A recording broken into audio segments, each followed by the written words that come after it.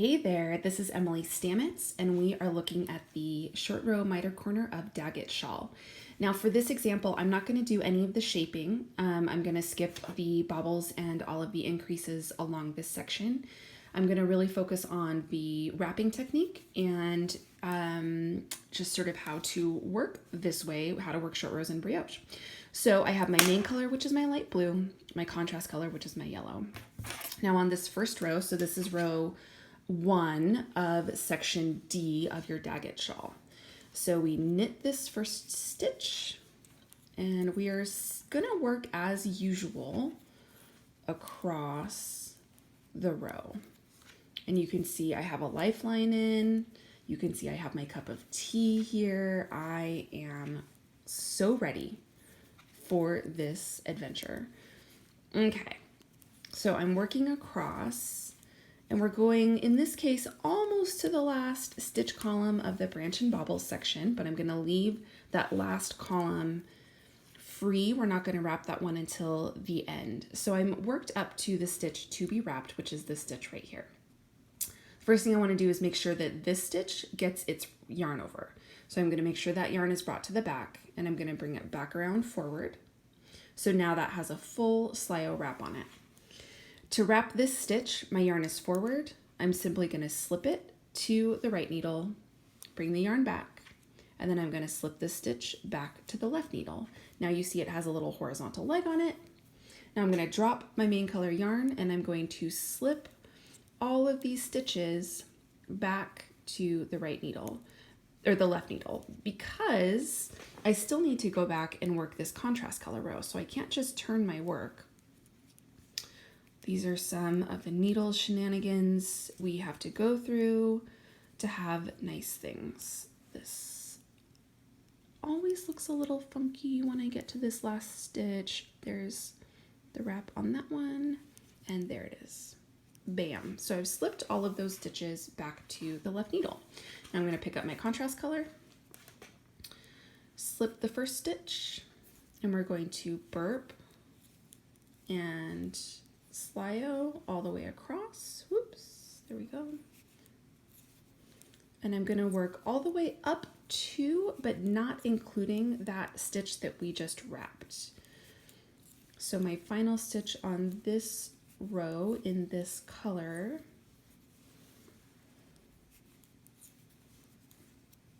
is going to be a burp. And you can see that the next stitch is the one that has that wrap.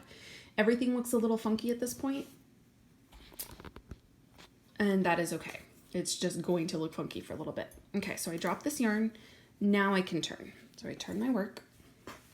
My contrast color is in back. My main color is in front. Okay, so this is the stitch that we wrapped. And my yarn is in front. The first thing, and this is really important and easy to forget, is the first stitch here is a slip with a yarn over. So I'm gonna slip that stitch and make sure that I give it its full yarn over. That's an easy one to forget. You don't want to just slip this without giving it that full wrap.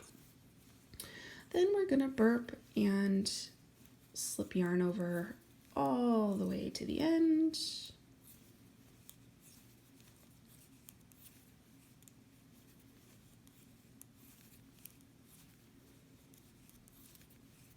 Purl that last stitch, drop the yarn.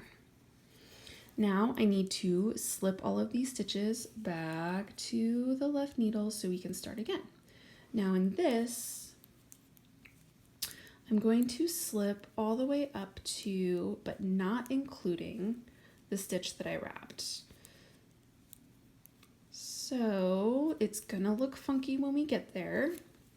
My contrast color got a little bit loose. There we go. So this is the stitch that I made sure had the wrap on it. So I'm gonna make sure when I slip this that I'm slipping that and its wrap, and it looks funky because this is the leg of the wrap and it just stretches in a weird way across the work. That's okay, it's normal.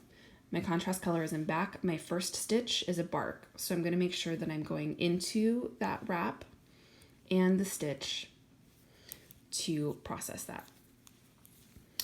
And we bark and slip our way back.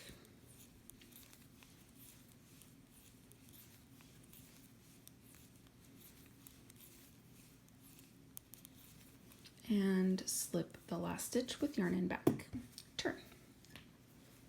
My contrast color is in front, my main color is in back.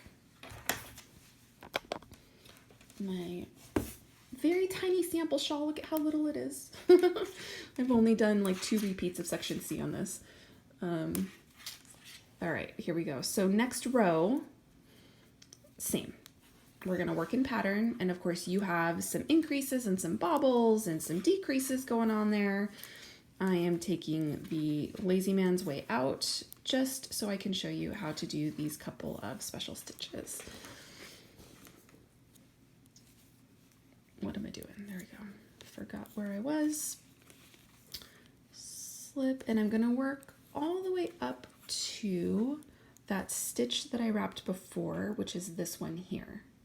So I'm gonna bark this, nope, I'm not. I'm gonna wrap the stitch, the main color stitch that happens before that. Okay, so I just did my slip. I make sure that that gets a full yarn over. My yarn is forward. Slip, yarn back, and then slip this back, drop the yarn, and slip all of these stitches back to the left needle.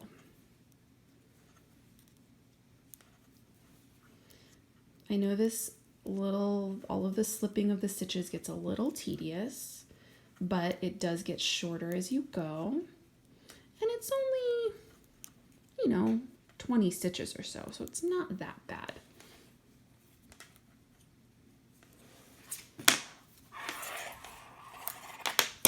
Okay, contrast color is in front, slip with yarn in front, and we are going to burp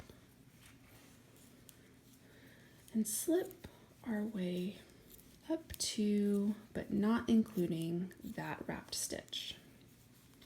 You would be doing some decreases here, you might be doing a bobble here, but it all is the same. So there's my wrapped stitch, and I can tell because it has that horizontal band across it.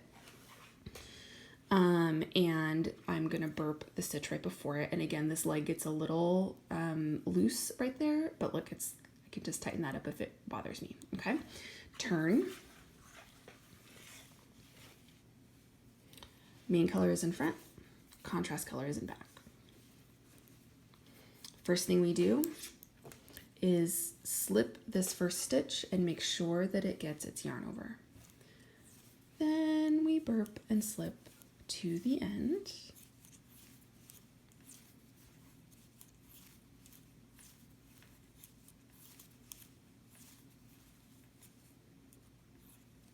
And purl the last stitch, drop the yarn, and slip all of those stitches back.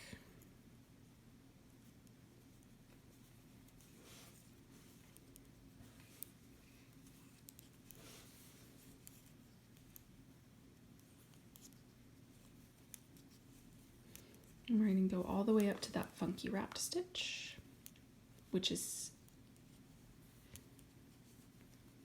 right there.